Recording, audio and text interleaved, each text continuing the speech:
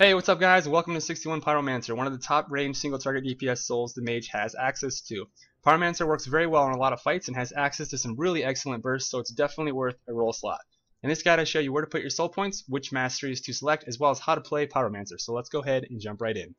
Looking at the soul tree breakdown, you see we do the full 61 points in Pyromancer. There are a few abilities deep in the tree that are pretty important, such as Fusillade. It really contributes to Pyromancer's burst, so I definitely recommend you do the full 61 points. Moving over to the secondary and tertiary souls, this is a pretty popular sub-soul combination here.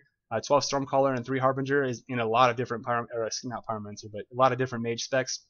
It's no change here. It's definitely one of the most powerful combinations. So for Harbinger, we go 3 in Harbinger for 6% spell power in Eldritch Knowledge. We go 5 in Storm Energy for an increase of 10% for your spell power as well. Then we go 5 in Cyclogenesis to increase your crit chance by 5% there. And for the final 2 points in Stormcaller, we go into Conductive Medium, which makes your charge-consuming abilities apply a stack of Conductive Medium to you, increasing your damage by 2% per stack, max 3 stacks, or 6% total damage increase. So pretty strong stuff there. Moving over to the Masteries, level 61, we take Arcanist's Shield. This gives you a 3% max health shield every 6 seconds. Level 62, we take Proficient Restoration. This gives you a 3% incoming healing increase. Level 63, we take Eldritch Swiftness. This increases unmounted movement speed by 10%. Not too important at level 63. You can choose whichever one you're comfortable with or you like better. Level 64, we take Sparking Destruction. This allows your single target instant abilities to apply a stack of Sparking Destruction to you. The stacks explode upon reaching 3 stacks, dealing ethereal damage to the enemy equal to 90% of your spell power. Pretty decent ability there. Level 65, we take Ethereal Flux. This is a pretty powerful DPS cooldown as well. You apply Ethereal Flux to the enemy, and then it changes that ability to Ethereal Blast, and it's on a 30-second cooldown, deals about 40k damage in my scrubby gear that I have right now. So pretty strong stuff. So that's it for the soul tree and the masteries, guys. Let's go ahead and look at the macros real quick.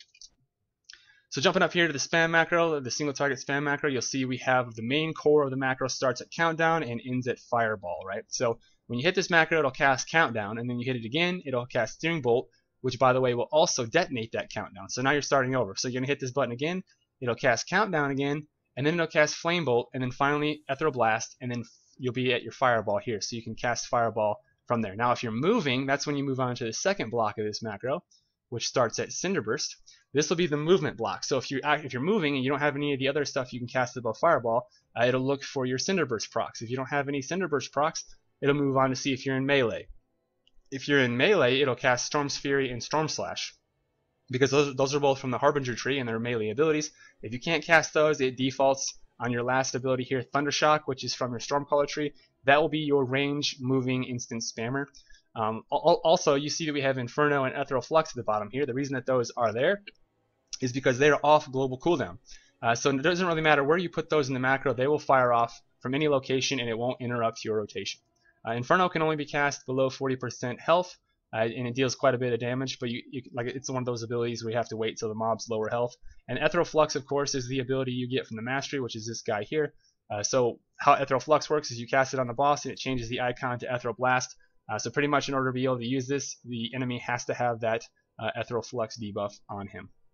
So that's the spam macro. You'll spend a good majority of your time in this macro.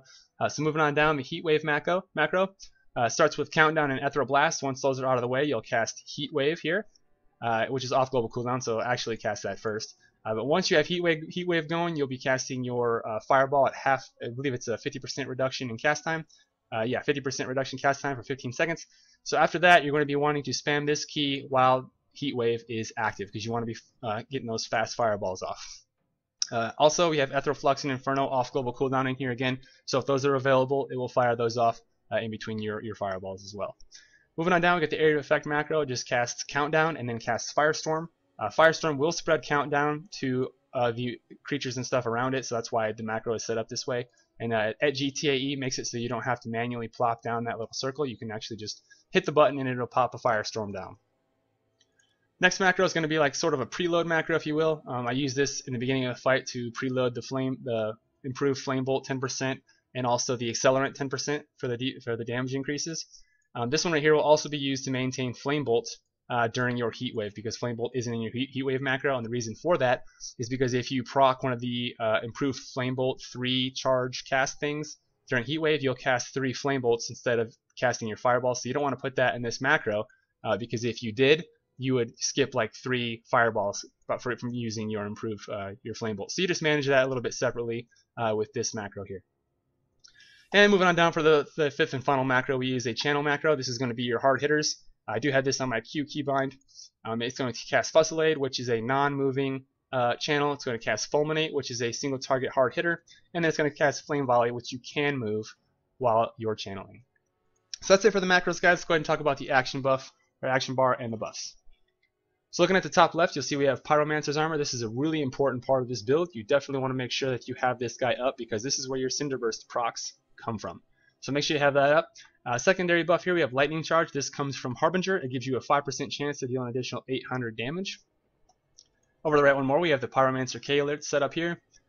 Down to the secondary bar, we have Cerebral Flare. This is a 5% mana regen. On the Q keybind, we have Fulminate, or the channel macro rather, which has Fulminate and all these guys right here in it, the Fusillade and Flame Volley. On the E key, we have Cinder Burst, so whenever you get a proc, you'll just tap your E key once. On the R key, we have the Flame Bolt and Countdown macro. And of course, I have these over here just to monitor their cooldowns and show you where they are. And also, sometimes K alerts don't work correctly, so it's nice to have them up here just in case you need to monitor their cooldown. Moving down to the main bar, we have the Spam macro on 1. On 2, we have the Heat Wave macro. On 3, we have Internalized Charge, which by the way is off global cooldown, so you can hit this in between a cast or anything, and it'll be just fine. It'll fire off just fine. 4, we have Ethereal Flux. This one is going to be the ability we talked about earlier, where you'll have to put the Ethereal Flux debuff on the boss. As soon as you do that, it won't aggro the boss, but it will change the ability over to Ethereal Blast and allow you to use that. Moving over to key 6, we have Firestorm here. This is going to be your Countdown Fire and Firestorm macro, your AE macro. 7, we have Burn, which is a 5-second debilitate. 8, we have Burning Bonds, which is an 8-second root. 9, we have Flicker, which is a 15-meter teleport. Lots of utility in here. On the middle click, or the 0 key, we have Scorch, which is an interrupt. If you guys have watched my guides before, you know that my 0 key is typically mapped to my middle click, so I can put important stuff there. Minus key is the standard break free, and of course your equals key is Ride the Wind, which is a 50% movement speed buff for 10 seconds, removing all control and movement impairing effects.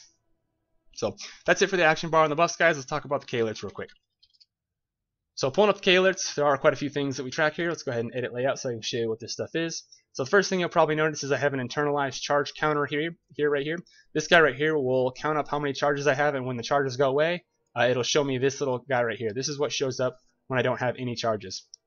And the reason I have it set up that way is so it'll let me know, hey, you need to have some charges up ASAP. So the yellow writing kind of helps me catch my eye and make sure that I get that up. Up above here, you'll see we have this little guy here. This is Pyromancer's Fury. This increases the damage of your fireballs by 30%. Now, typically, you don't have to actually manage that. It's kind of automatic. If you do your rotation even halfway good, you're going to have maximum stacks most of the time anyway. So, but it's there just in case. Moving over to the left, we have the Heat Wave K alert. While this is up, you want to be hitting your 2 macro because you want to be casting as many fireballs as you can while they're fast cast. Down at the bottom, we have the improved Flame Bolt 10% damage increase, and we have the Accelerant 10% damage increase. This one comes from casting Countdown, and this one comes from casting Flame Bolt, which are both in this macro here. Over to the right one more, we have Countdown. This is just going to be a timer to let you know how much time you have until Countdown detonates. Down at the bottom, we have Fulminate. This is one of your hard-hitting cooldowns.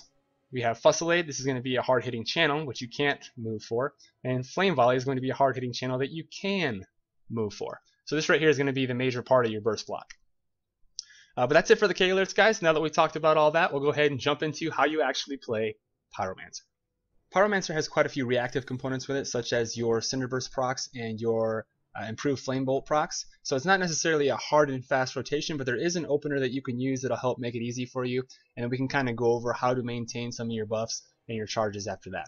So the first thing you want to do, of course, is you're going to target your boss, whatever you're going to be fighting. You're going to hit your 3 button, which is Internalized Charge, and your Ethereal Flux. So once you do that, you're going to, hopefully, you'll have a few seconds before the fight starts, so you can regain your charge back to 100, because it will regenerate out of combat.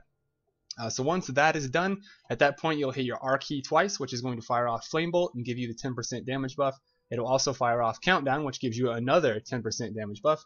At that point you'll move down into your Spam macro and you'll hit it once, which will fire off Searing Bolt and will also detonate your Countdown, and then you'll hit it again, which will cast your Countdown again. Now at this point you can make a choice. Sometimes you'll get a Cinder Burst proc and you can use that as well, or you can start going into your burst block. Now after you cast those 4 abilities, something that I will usually do is pop another internalized charge and overwrite 2 of the charges, just to make sure that I have enough charges for Fulminate, or enough charge rather, for Fulminate, and I don't let my charges fall off. So once that's done, you move into your Fusillade. You'll cast Fusillade first, because it's stationary. After that, you'll have enough charge to grab your Fulminate, since Fusillade gives 30 charge. You'll fire off Fulminate, and then after that, you'll fire off your Flame Volley. Now at this point, your buffs might be starting to fall off, so you want to make sure that you're back to your spam, your 1 key spam for just a minute. Make sure you have a fresh improved Flame Bolt and a fresh accelerant, and at that point, you'll make sure that you have charges as well, and you'll hit your 2 key for Heat Wave, and then you'll just mash your 2 key until that Heat Wave macro goes away. After that, it's going to be a game of making sure that your charges are up at all the time. I try not to let mine fall off completely unless it's like unless I know that I'm going to have enough charge to just completely reapply it immediately. So you can kind of be liberal with it there, because your Fulminate is on a 30-second cooldown, so as long as it's not about to come off cooldown, you can use charge, because the internalized charge is the only other ability that uses a whole bunch of charge. So, but let's go ahead and see what that looks like. So targeting this expert boss dummy here, we're going to go ahead and fire off our internalized charge and also Ethereal Flux. So we have both of those preloaded now. We're going to wait for the charge to come back up to 100 now. So once it's up at 100, we're going to hit our Flame Bolt, countdown, Searing Bolt, countdown, and then we're going to fire off Fusillade, followed by that Cinder Burst proc, and then go back into Flame Volley. We caught the end of that there, so we're going to go right back into our 1 spam, refresh the internalized charge. Now we're going to go ahead and hit our Heat Wave and begin the fast fireballs. See, we're in the 40s, 50s now. This is not bad, especially because this guy has terrible gear. He literally just hit 65 the other day. Haven't really touched him a whole lot, so it's doing pretty well. Refresh your charges before you fire off something else. Keep going with your fireballs, and now we're back to slow fireballs. So we're going to keep spamming the 1 key now, and we're going to make sure that we refresh that when we need to. Make sure you're maintaining your 2 10% buffs. We have our Fulminate we can cast. Now we might be in trouble. Nope, okay, cool. So you want to be really careful with Fulminate and internalized charge, because sometimes you can run into an area where you use too much charge, and then you end up having to let a couple charges go before you can cast internalized charge again, which is generally not good. So, but that's pretty much it, guys. Pretty easy. We see we're pulling roughly what, 36, 37-ish or so, and our stuff's about to come off. It is off cooldown now. And I just used that without charges, which is not good, but you can see it's pulling relatively good numbers, especially for this guy having really crap gear. You'll be able to see the gear at the end of the video.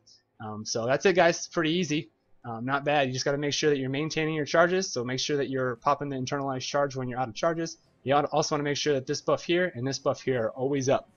So you also want to make sure that you're hitting your 2 key, your Heat Wave macro, when this fireball K-Lit right here is up. But that's it, guys. If you have any questions, as always, please leave them in the comments. If you like this video, or you enjoyed this video rather, please like and subscribe. And don't forget to go check out my Facebook page, facebook.com/chamberdown, and I will see you guys next time.